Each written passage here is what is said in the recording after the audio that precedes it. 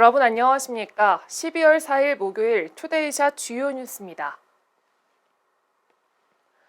국민의힘 대선 후보 선출을 위한 전당대회를 하루 앞두고 경선 주자들은 수도권 일대를 돌며 막판 지지층 결집과 여론몰이에 나섰는데요. 특히 국민의힘 대권 주자인 윤석열 전 검찰총장과 홍준표 의원은 경기도를 돌며 막바지 표심 잡기에 주력하고 있습니다. 먼저 윤석열 전 검찰총장은 오늘 의정부와 포천, 연천 등 경기 북부 일대를 돌며 밑바닥 민심을 훑는 한편 본선에 진출 시 맞부딪힐 이재명 후보 때리기에도 주력했습니다. 홍준표 의원도 오늘 국민의힘 경기도당 위원회에 방문해 이재명 후보를 베네수엘라의 차베스 전 대통령에 빗댔는데요.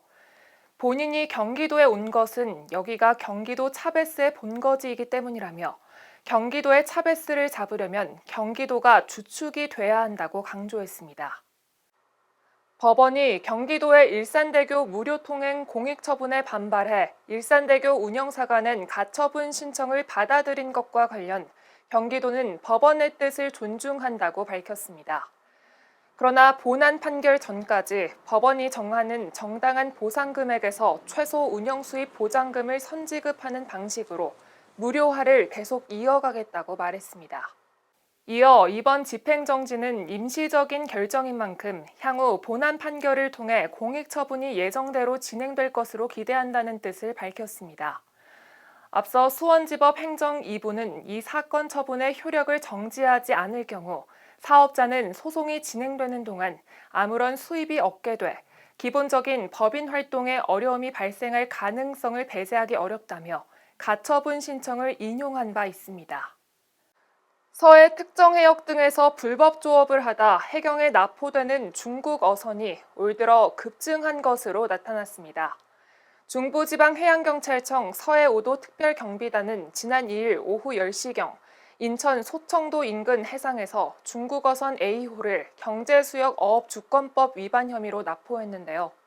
또 같은 날 우리 수역을 침범해 불법 조업 중이던 중국 어선 3척에 대해서도 퇴거 조치했다고 밝혔습니다. 이처럼 지난해 잠잠하던 중국 어선들의 불법 조업이 올해 봄철과 가을철, 꽃게철을 맞아 기승을 부리고 있는 상황으로 지난해 1년간 납포된 3척에 비해 무려 5배나 많은 수치를 보였습니다. 빈 공장이나 창고 등을 빌려 폐기물을 불법 투기한 조직폭력배와 업체들이 무더기로 경찰에 붙잡혔습니다. 경기 남부경찰청은 오늘 안성시와 충북, 청주 등 전국 11곳에서 빈 공장과 창고 등을 빌린 뒤 폐기물 약 4만 6천 톤을 불법 투기한 혐의로 조직폭력배 5명을 구속하고 재활용업체 대표 등 59명을 같은 혐의로 형사 입건했다고 밝혔습니다. 조직폭력배들은 각각 하치장 운영자와 브로커, 바지 사장, 문지기 등으로 역할을 분담한 뒤 재활용업체와 결탁해 이 같은 범죄를 저질렀던 것으로 드러났습니다. 경찰은 조직폭력배들과 공모해 불법 투기 행위에 가담한 폐기물 업체가 더 있을 것으로 보고 수사를 진행 중입니다. 박남춘 인천시장은 안나 주빈불의 유엔 국제상거래법위원회 사무국장과 박범계 법무부 장관을 만나 국제상거래법위원회의 역할 증대와 인천시와의 협력 방안에 관한 의견을 나눴습니다.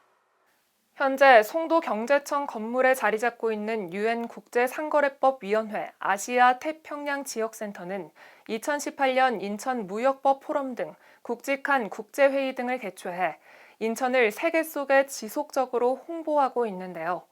박남춘 시장은 앞으로도 인천에서 더욱 발전하는 국제기구가 되길 희망한다고 말했습니다.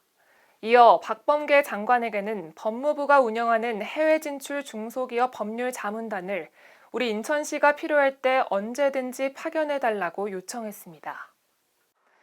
새콤달콤한 맛과 비타민C 함량이 레몬과 참다래의 3배, 바나나의 10배가 들어있는 유자는 차로 마시는 것도 좋지만 껍질째 먹는 게 좋다고 합니다. 유자 껍질이 몸속 노폐물을 배출하고 변비 해결과 입냄새 제거에도 탁월한 효과가 있다고 하는데요. 날씨가 제법 쌀쌀해진 요즘 유자와 함께 슬슬 월동 준비를 시작해보는 건 어떨까요? 뉴스를 마칩니다. 시청해주신 여러분 고맙습니다.